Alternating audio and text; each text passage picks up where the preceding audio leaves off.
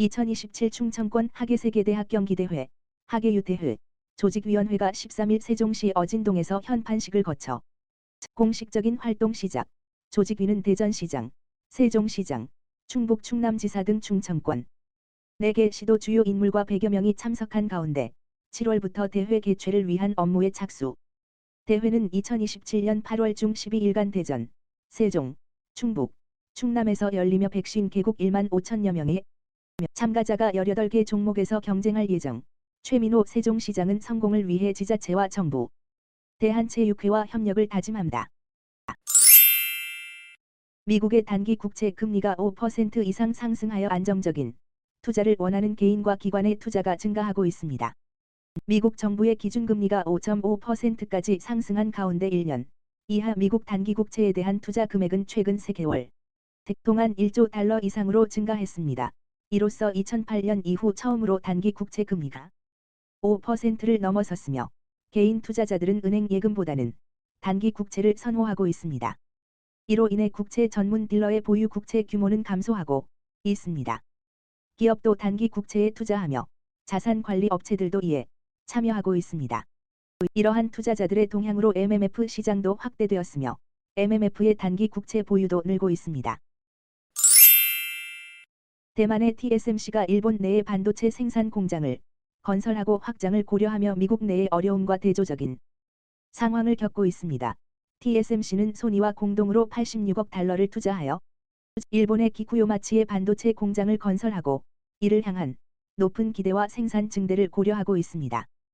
또한 두 번째 일본 공장을 고려하며 더 첨단 반도체를 생산할 계획입니다. 이로 인해 TSMC에 대한 일본의 신뢰가 높아지고 자국의 자동차 및 전자 산업을 지원하는 데 도움이 될 것으로 예상됩니다. 그러나 미국의 애리조나 주에서는 숙련 인력 부족 문제로 인해 생산 일정이 지연되고 있으며 이에 대한 대응에 어려움을 겪고 있습니다. 중국의 인민은행이 미국 달러 외 23개국 통화에 대한 환율 방어에 노력하고 있습니다.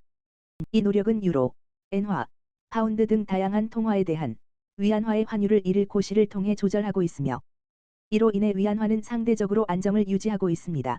이와는 대조적으로 다른 아시아 통화들은 미국 연방준비제도의 고금리 유지 전망으로 인해 달러에 대한 약세를 보이고 있습니다.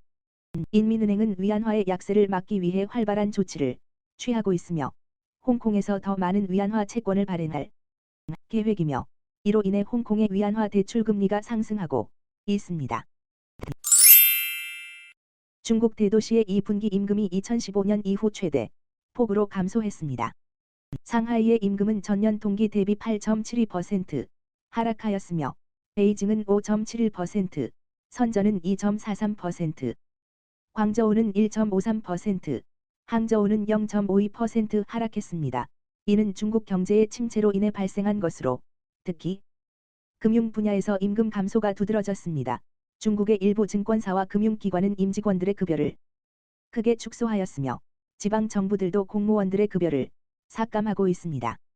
이러한 임금 하락은 중국의 소비 불확실성을 높일 수 있으며 경제 전반적인 호황을 예상하기 어렵다는 우려가 나타나고 있습니다.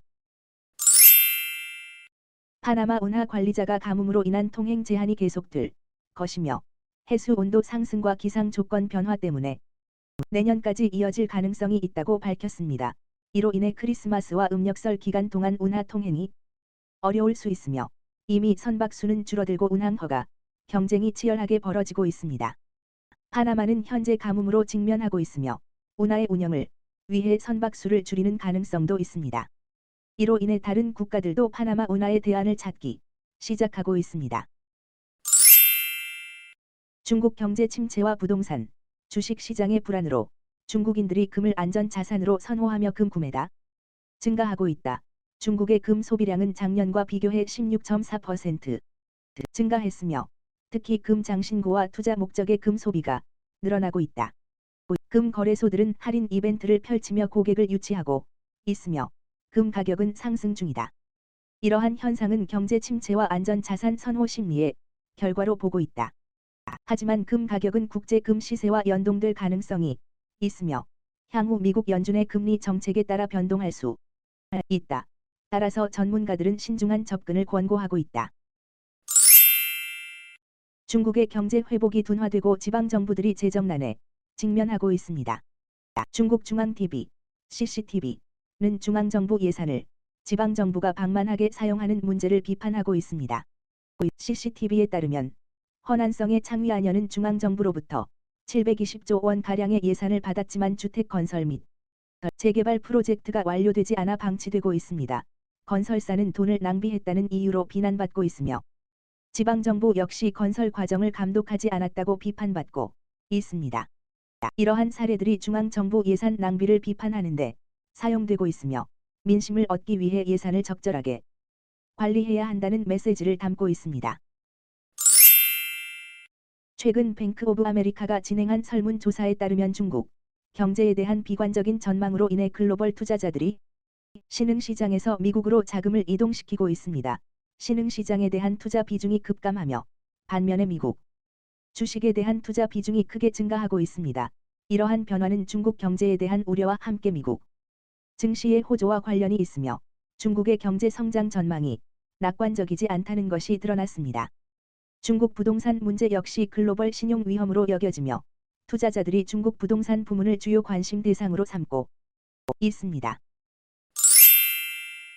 미국 연방준비제도 패드가 이번 회의에서 기준금리를 동결하고 내년 2분기 이후에 금리를 인하할 것으로 예측되는 설문조사 결과가 나왔습니다. 이 설문조사에 따르면 대부분의 경제 전문가들은 현재 금리 수준을 유지할 것으로 예상하며 연준이 이번 회의에서 금리를 동결할 가능성은 높게 평가됩니다. 그러나 연말까지 한 번 더 금리 인상이 있을 것으로 예측하는 응답자도 있으며 연준의 결정은 소비자 물가지수 CPI와 노동시장의 상황에 크게 영향을 받을 것으로 보입니다. 미래의 금리 전망에 관해서는 내년 중반까지 금리 인하를 예상하는 경제 전문가들도 있지만 첫 번째 금리 인하가 예상보다 늦어질 가능성에 대한 우려도 나타나고 있습니다. 미국의 증권거래위원회 SEC 이전 위원장인 제이 클레이턴은 미중 갈등이 심화됨에 따라 미국의 상장 대기업들이 중국과의 관련된 위험 노출을 공개해야 한다고 주장했습니다. 클레이턴은 이것이 투자자와 정책 결정자들이 대기업들의 중국 관련 위험에 대한 이해와 평가를 돕기 위한 것이라고 설명했습니다. 그는 특정 기준에 따라 공개 프로그램을 도입할 필요가 있다고 제안했는데 이에 따르면 150번지개 이상의 기업이 공개 대상이 될 것으로 보입니다. 이 주장은 미중 갈등이 격화하면서 미국이 중국 규제를 강화하는 맥락에서 나온 것입니다. SEC 측은 아직 입장을 밝히지 않았습니다. 중국의 지방정부들이 경찰에 강화된 단속을 통해 벌금을 부과하여 재정난을 해결하려는 노력이 높아지고 있습니다. 이는 코로나19 대유행으로 인한 방역 비용 부담과 부동산 시장의 침체로 인해 재정 상황이 어려워진 결과입니다. 중국 정부는 교통 위반, 안전 규정 위반, 경범죄, 단속을 강화하고 있으며 이로 인해 시민들의 불만이 커지고 있습니다. 지방정부들은 재정을 보충하기 위해 모든 가능한 수단을 동원하고 있으며 특히 국유 토지 매각 수입의 감소로 인해 재정 상황이 더욱 어려워질 것으로 예상됩니다. 부동산 시장의 회복이 필요하며 지방정부는 부채 압박과 구조조정과 같은 어려운 상황에서 벌금 수입을 큰 수입원으로 활용하고 있습니다. 중국 텐진시의 시내버스 업체가 재정난으로 직원들의 임금을 수개월째 지급하지 않고 있습니다. 이는 텐진시의 상대적으로 큰 규모와 인구를 감안할 때 지방정부의 재정난이 얼마나 심각한지를 보여주는 사례입니다. 일부 기사들은 임금 지급 중단으로 어려움을 겪고 있으며 의료보험료도 납부되지 않고 있어 건강 문제가 우려됩니다. 지방정부의 자금난으로 인해 대중교통 업체들의 임금 체불 사례가 늘어나고 있으며 이는 코로나19 확산과 재원 부족 등이 결합된 결과입니다. 이러한 상황에서 지역의 다른 공공기관 및 공무원들도 임금 체불과 금전적 어려움을 겪고 있습니다.